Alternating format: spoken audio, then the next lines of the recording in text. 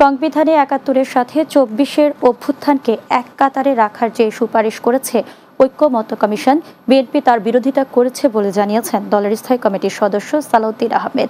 শনিবার দুপুরে জাতীয় ঐক্যমত্য কমিশনের কাছে দলীয় মতামত দেয়া শেষে কথা জানান তিনি। বলেন, সংবিধানের মূলনীতি পরিবর্তনের পক্ষে নন তারা। গণপ্রজাতন্ত্রের পরিবর্তে নাগরিকতন্ত্র রাখার যৌক্তিকতা নেই।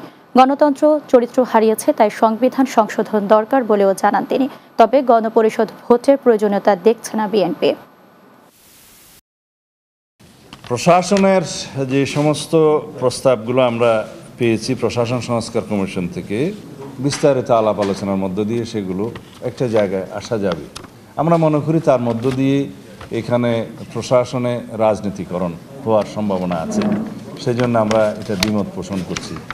আর একটা বিষয়ে প্রমোশনের ক্ষেত্রে প্রস্তাবনা যেটা দেয়া হয়েছে সেটা আদালতের একটি রায় আছে, সেই আদালতের রায় বহাল থাকা অবস্থায় ওই বিষয়ে আমরা কোনো মন্তব্য করতে চাইনি।